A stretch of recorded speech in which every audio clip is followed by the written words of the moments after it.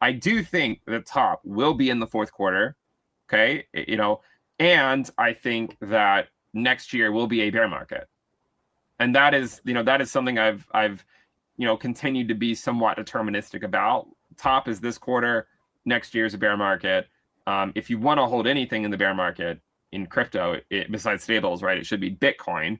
I would certainly get out of altcoins for 2026.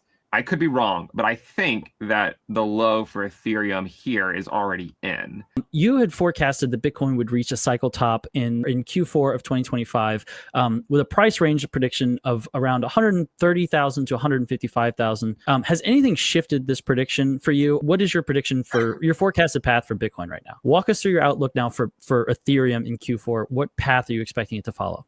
In this market analysis, Benjamin Cowen is about to share his latest insights and reconfirm his outlook for the end of 2025 and 2026.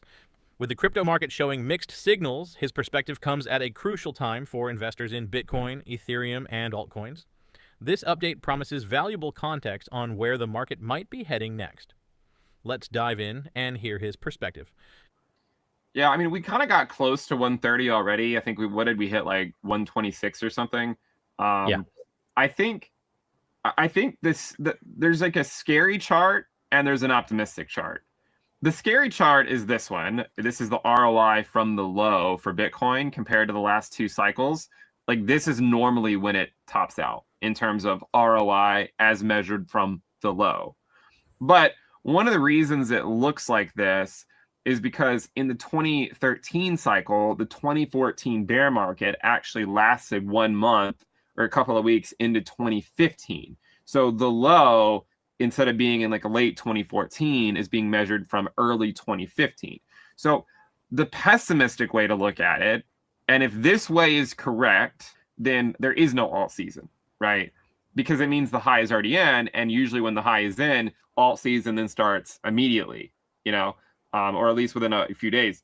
But a more optimistic way to look at it is to take the ROI from peak to peak and say, if you compared that to the 2017 cycle, it would still suggest that we could still have one more move up, kind of towards the end of the fourth quarter of the year. Now, and you can see structurally, like, these two cycles look really similar to each other, right? I mean, the downturn, you can see the low in 2015 happened after the low in 2022 in terms of like where in the cycle. And that's why when you measure it from the low, it looks different. But generally they increase together. And recently we've fallen off because we would expect diminishing returns, right? So here's the thing. In order for Bitcoin to get this move higher, we need to see a liquidity rotation back into Bitcoin, right? We need to have a defensive rotation. We need for people to recognize that Bitcoin is the reason we're here and not all the other cryptocurrencies. And if they can do that, and if Bitcoin can go to a new all-time high, then it could theoretically lead to Ethereum going to all-time highs. My base case is that Ethereum will go to all-time highs. But here's the thing. There's a difference between Ethereum going to an all-time high and it going to an all-time high that it can actually hold for more than a few minutes, right?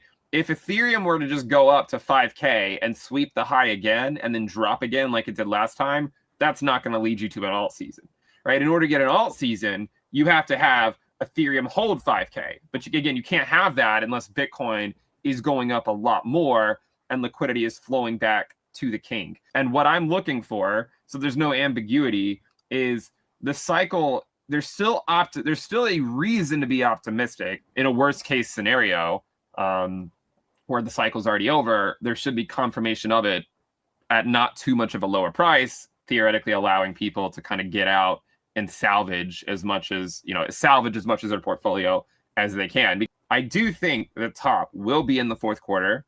Okay. And I think that next year will be a bear market. And that is something I've continued to be somewhat deterministic about. Top is this quarter, next year is a bear market. If you want to hold anything in the bear market in crypto, besides stables, right, it should be Bitcoin.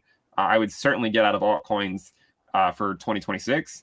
If it plays out like the 2017 cycle, then you might see altcoins run into really early 2026, like the first week or two.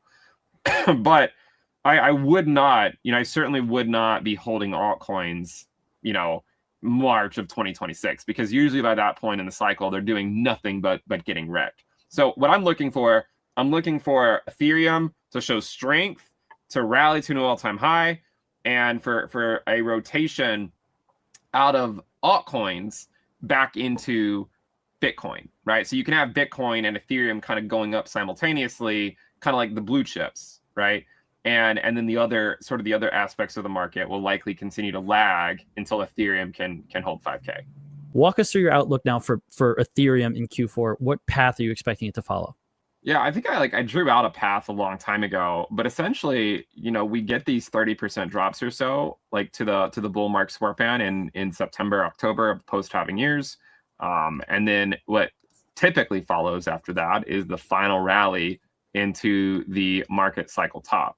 So that's what I'm expecting. I'm just kind of expecting a final rally into the market cycle top for Ethereum, where it holds support at the bull market support band. I think, I could be wrong, but I think that the low for Ethereum here is already in. So base case for me is that Ethereum will go to all-time highs, but at the same time, there's a really high chance that it's going to lag Bitcoin for a few more weeks. The Bitcoin market is showing signs of calm after a volatile period, although the overall sentiment remains cautious. Over the past couple of days, Bitcoin experienced a significant drop, largely triggered by concerns over potential interest rate changes by a major foreign bank, which tends to reduce investor appetite for riskier assets like crypto. This initial slump was one of the sharpest in recent memory. However, the price has since stabilized and recovered some ground. There is no major new news driving the price right now, leading to a quieter trading day. On the other hand, Ethereum is following a similar script, but with its own pressures.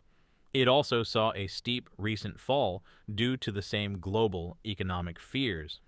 Its price is currently fluctuating as it works to recover. Institutional interest, especially around potential ETF, is a major focus, suggesting that Ethereum is being viewed increasingly as a risk-sensitive yet key player in the digital asset space. Investors are currently weighing the impact of global economic policy against the underlying strength of the crypto industry. The key takeaway is a market that's recovering from a recent dip, but still very attuned to broader financial concerns. Wish someone taught you Bitcoin earlier? Now's your chance to do better for your kids or young family. This teen ebook is perfect.